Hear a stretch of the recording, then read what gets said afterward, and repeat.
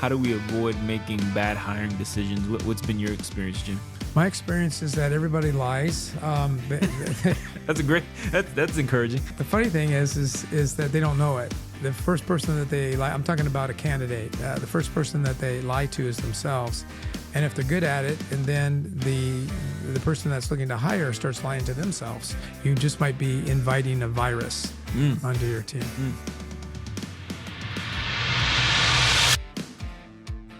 Hey, before we jump into the podcast, we want to thank all our donors and supporters who make the Today Count show possible.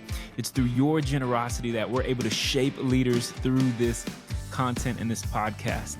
And be sure to like, subscribe, and follow wherever you find yourself coming across this content. All right, let's get to the podcast. Every leader eventually realizes that their success is limited by the team they build. Today on the Today Count show, we're talking about building a team, how to build a team.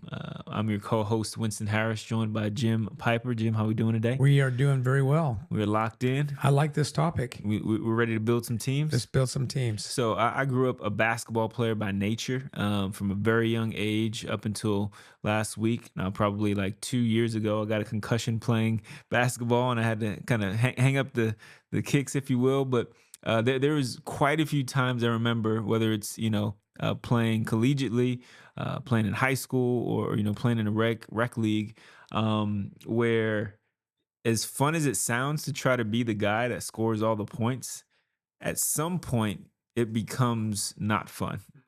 It becomes not fun to try to do it all yourself. To be the rainmaker. To be Michael Jordan. And even when you really, I don't know if you've seen the Last Dance documentary with about the Bulls and their dynasty. It wasn't just Michael Jordan. Right. He had a team, he had a front office. There are all these moving parts that go into championships. And so we're talking about this idea that, man, we have to, if we really want to achieve anything significant, we're going to need a team. We're going to need a team. When you think about this topic, Jim, about building a team, what comes to mind? Well, I think this is a topic that belongs to performers. It's one, and I think you alluded to that. I think the fact is that you've been going along for some time in life by yourself for the most part, and things have worked out great. But wherever you're at, whether it's in sports or whether it's in business or ministry or wherever it is, you've come to a place now where you can go, gosh, to your point, I'm exhausted.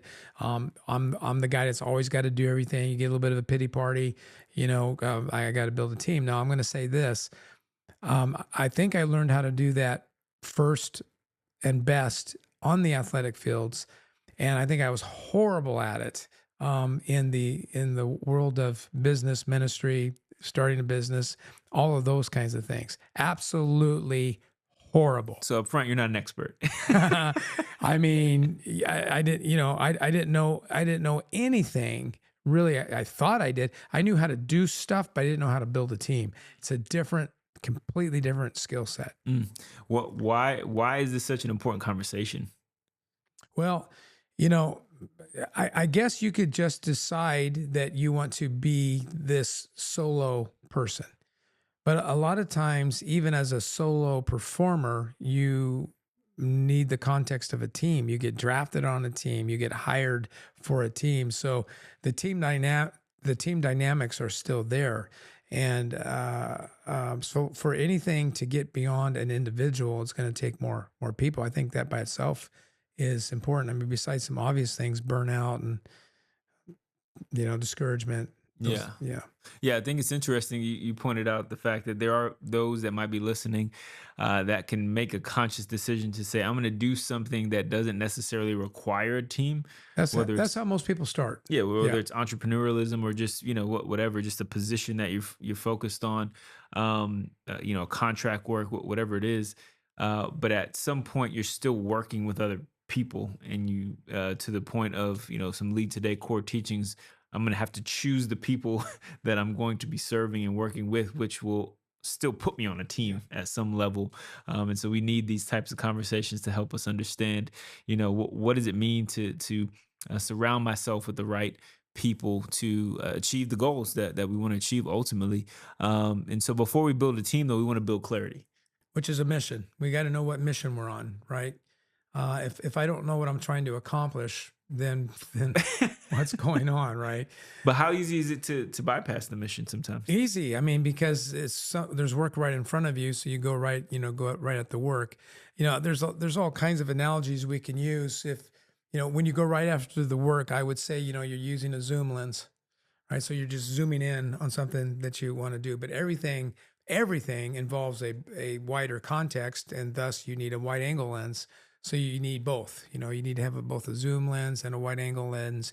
And between the two of those things, you can kind of figure out what it is you're trying to do. If you're 16 years old and you say, hey, I'm going to mow lawns, all you see in your mind's eye is that there's a lawn, I got a lawnmower, and I'm going at it. That's it. You don't say anything else. Where am I going to get the lawnmower? Dad will probably let me use it. Maybe not. But what is your dad going to do when you wreck it? Where are you going to get the gas? How are you going to get the lawnmower from here to there? Oh, that's right. The blades on the bottom don't last forever. Who's going to fix it? How much do you charge? Where does that money go? Oh, you got customers. Customers have different opinions of how the job is being done. Yeah, how many can you do in a day? How many can you do in a week? This is just a summer thing. Oh, wait a second. Now you got your driver's license. What are you going to do? Are you going to go get a real job? Or are you going to expand into a gardening business? What does that look like? Trailers, trucks, people. I mean, I think I'm exhausted. And I think that's part of it for people. Is like, I'd rather not do that type of work. I'd rather do the work that gives immediate gratification, versus just the work about preparing yourself, for the work. I'm thinking about when our first child was on the way, my baby girl Brooklyn, and we knew we had to prepare her nursery. And there's all the stuff that goes into the nursery, right? And all the the specifics or the things that they tell you need that you find out you actually don't need. Right. But and so you got more stuff you know what to do with. Yeah. And I'm focused on, okay, we got to buy this and we got to put this together and we got to do that. And I'm focused on execution. And my wife Stephanie is like, big picture. And she's like, no, the purpose of this room is, and the feel of this room and the environment and the experience. And so she had a mission. She had a vision for that space. So she had the wide angle going on. Yeah, I'm in the zoom. weeds. Yeah. I'm over here fighting with screws and IKEA furniture and getting frustrated. And she's like, no, we need to step back. And so, but my wife being my team member, yeah, right? She's the one that me partnering with her is helping me to see the bigger picture. But we have to ask questions like, what are we trying to accomplish? Right. What are the outcomes that matter most? What role is missing? We need this type of clarity before we can focus on, building a team or just executing some things. One question that is a better question to ask is, what type of person helps us fulfill the mission? So we have the vision, we have the mission, we've gotten some clarity about what we're doing, and that informs us to ask the question, who fits this? Because we can't just get warm bodies, right? Yeah. But how many times do we find that we're just trying to get people on a bus just to help us versus asking the right question, what type of person do we need? Yeah, I when I was younger, I hired friends. I hired people in proximity, what we call today convenient hires. I didn't think about the elevation of the job. Like, for example, if I need an accountant, well, okay, I need an accountant. And if they're a good accountant, that may be all I need, from them. But if I need somebody who's going to create an energy, create an expanding model, be able to woo people themselves, then I'm probably looking for somebody who knows how to think and work at a higher elevation.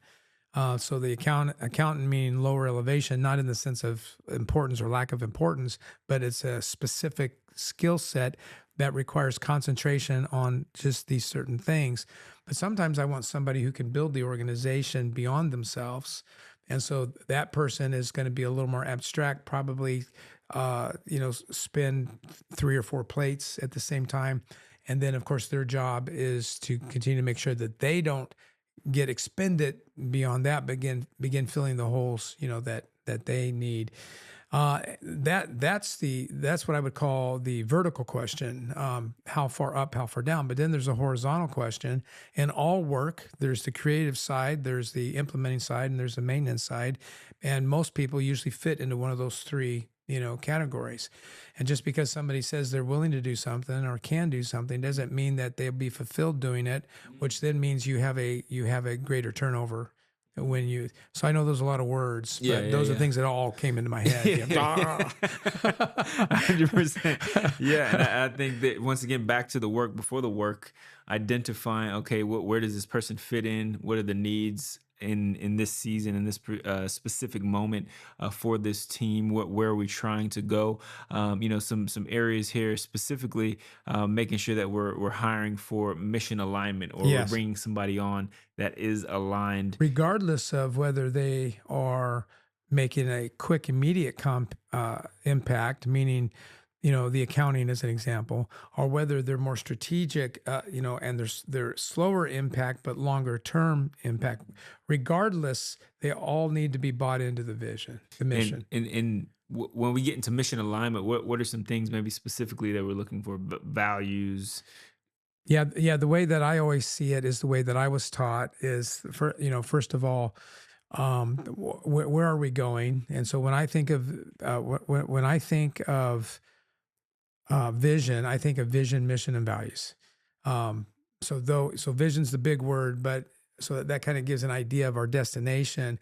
But the mission is specifically, who are we? What are we about? What are we trying to accomplish? And then the values or the boundaries of that. So to me, that's that section. But then what supports that section is how does this, where the mission alignment comes in? If they agree with all of that kind of stuff, but does their job, is the way they see it, does their job that they have in our organization, do they see how it connects to the accomplishment of that mission and that vision? So that's what we call focus. And then influence is the third piece, and I would say that is the relational, piece, the chemistry piece, which we'll probably get to, I would imagine, in a little bit. One maybe principle here, Jim, that we can touch on is confusion in leadership creates frustration in teams. Yeah, it does. And so if we don't have clarity about where we're going, if leadership is not once again pointing us to the mountain, then we got a lot of different people doing a lot of different things. And a lot of times we think we are clear, but we're not. We're clear in our own head. And so the way you test your clarity, your self-clarity, is communicate it. Because then what will happen is people will ask you questions about it because it's still not clear. Because again, depending upon the altitude of how you think, the higher you think, if you think at 30,000 feet, then the more questions you're going to have because your mission hasn't landed at an altitude that kind of meets other people's temperaments, let's say. So that's one way that you can test alignment is not only do you have to cast the vision, you need to do it over and over again. So it gives people the opportunity to say back to you what they think you're saying, but in other words. Maybe a symptom of a lack of clarity and alignment is, how many questions do I keep getting? Do I keep getting the same questions? Yeah, we shouldn't be frustrated by the questions because they're seeking clarity, right? It's a realization that people speak and think at different altitudes. The higher the altitude, the more abstract. The lower the altitude, the more concrete. One is not better than the other. It's just different.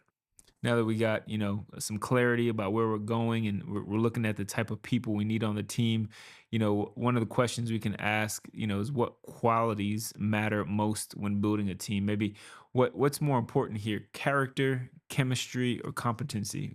Yeah. In your experience, what is there one that is more urgent than the other? A lot of people hire who they like, right? The interviews go well, or it's a neighbor, or it's a person you play ball with. And so, chemistry is a huge temptation on the front end. Chemistry is often proven, through the trenches. When I think of competency, I even like the word capacity better than competency, because competency might be a particular skill set that you want, but capacity is the ability to have that competency, but also carry the weight of more, whatever more is. So for me, that's a kind of a mid-range one, and then of course character is the long-range one. So it's hard for me to say which one is more important, because if somebody's missing any of those three, character is what I would say. If they lack character, they're gone. If they lack chemistry, every time that person tells you a joke, you may not get it, but you don't go fire them because, If they lack chemistry, then go to our podcast about hard conversations, because you're yeah. probably going to have And some. then competencies and capacities is usually not an issue in the sense of do they have them? It is, do they have them where you need them? And so that sometimes can be a separator as well. As you get into the types of people and the types of qualities that we need from those on the team, sometimes we can get wooed by those who are the most gifted, Right. those who are the most talented, That's, quote unquote, I'm most raising my competent. hand. I've You- done that. Do you have a story? I have a story. I was in a place where we had a plateau of growth, and no matter what I tried to do, we couldn't break it. I loved the team that I had. Almost all of us started this thing from the beginning, but we had reached a glass ceiling. And so, looking back at it, I kind of see it as a Hail Mary move on my part. And I will take the blame for that. Of course, I had a choir behind me singing in harmony that we should do this, because I tried to make decisions as a team as much as I could.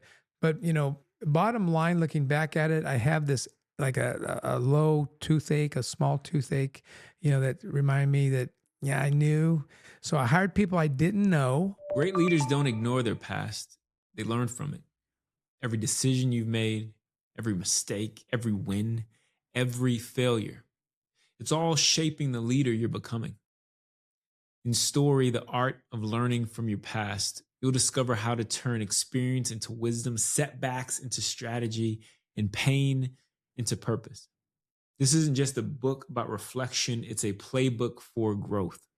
If you want to lead with clarity, humility, and confidence, your story matters. Learn from it.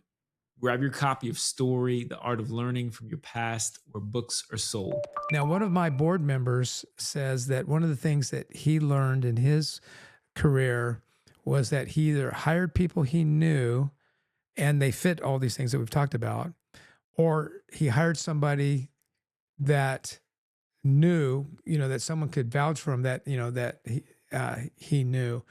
Well, I don't know if that's always possible, but I like it. I did not do that. I hired people I did not know, and from a distance, I saw their talent, and it was off the charts.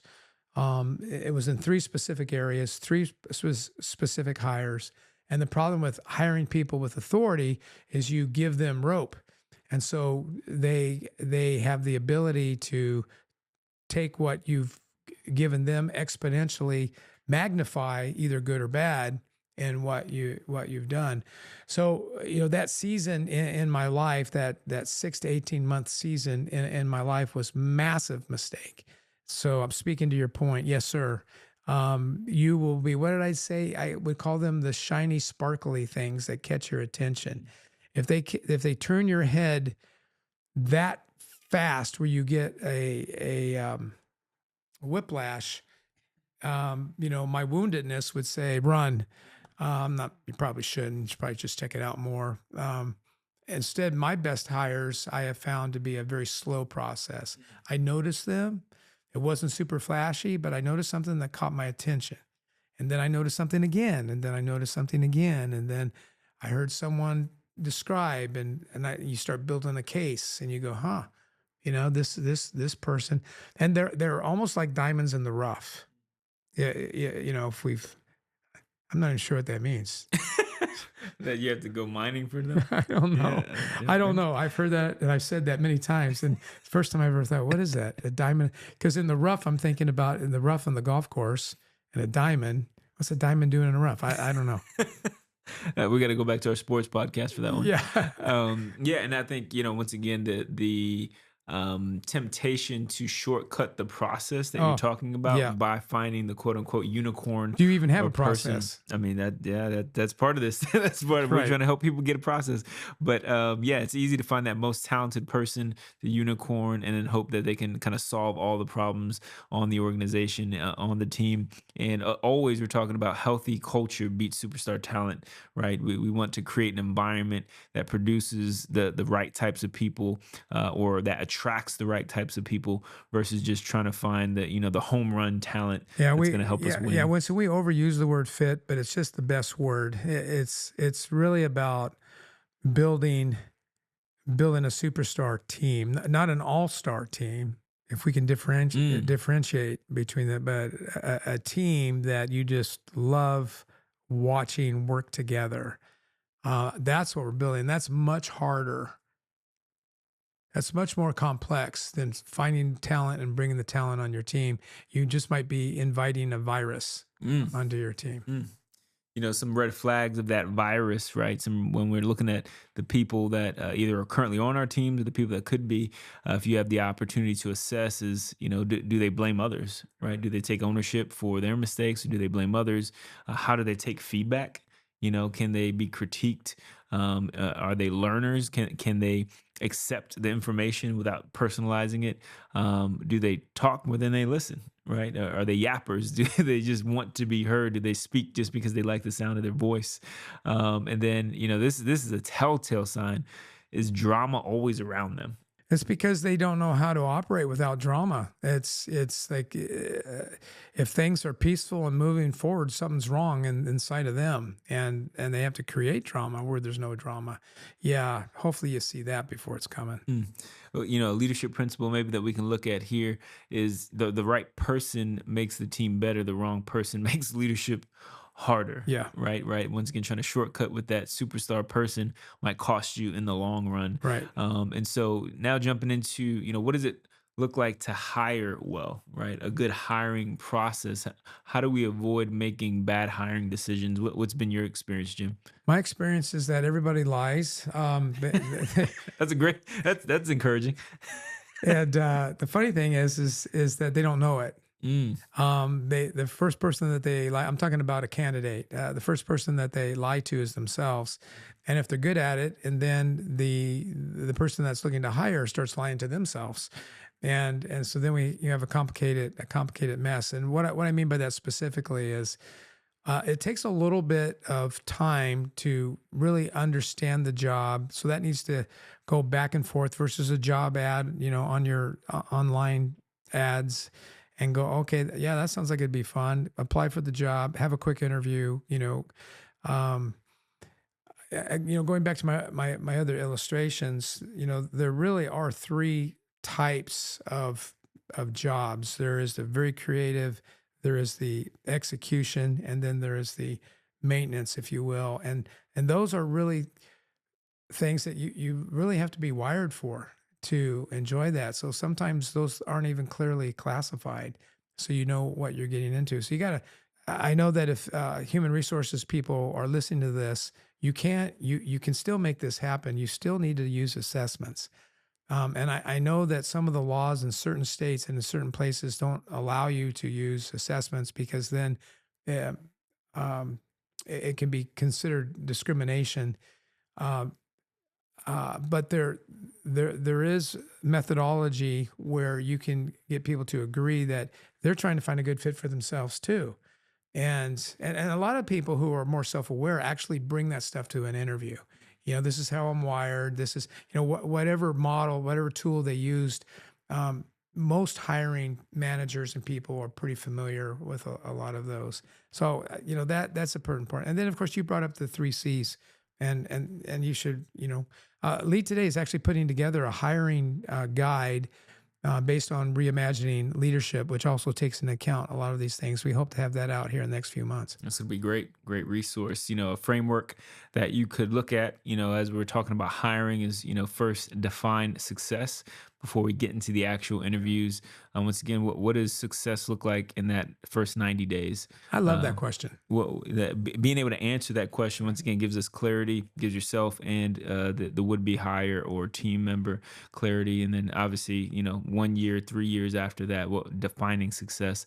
And then we get into the actual conversations, multiple conversations specifically. We don't just want to rely on one interview. Yeah, and from different people.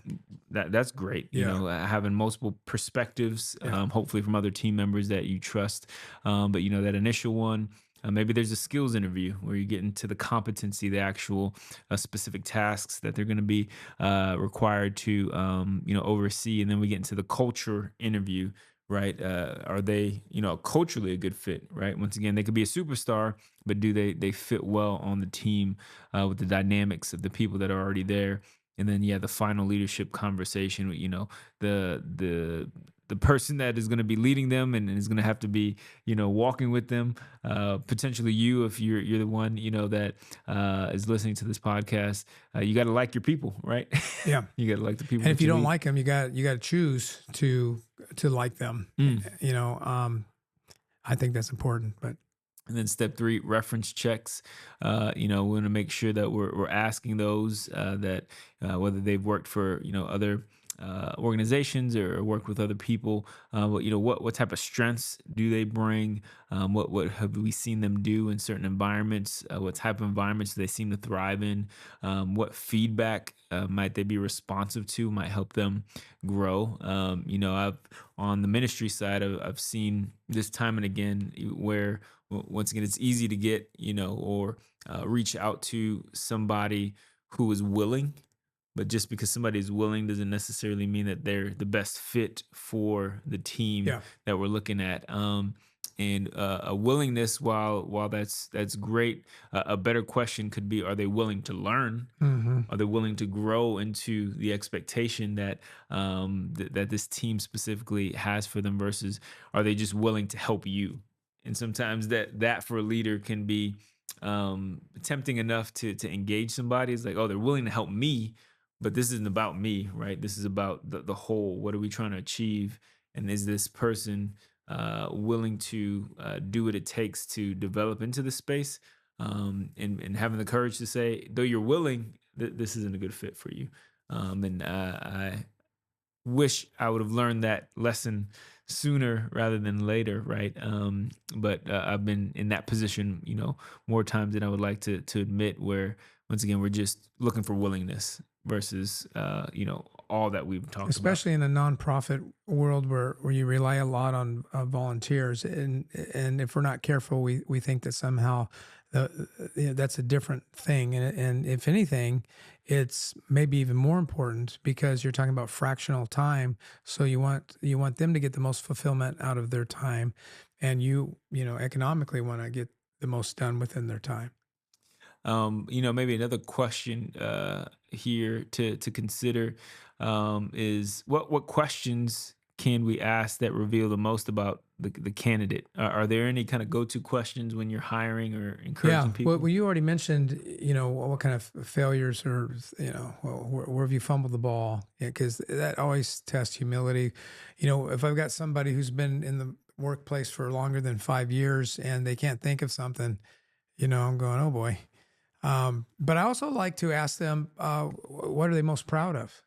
Um, and it's not just because, I want to celebrate with them because a lot of times, at least in my life, I win and I just keep moving. I don't even document anything mentally or otherwise, and I just keep going. So it's kind of fun to pause and hear that and see that, and to be a little bit sneaky. It's kind of fun to describe how if it was all me, me planet. Then I'm going, okay.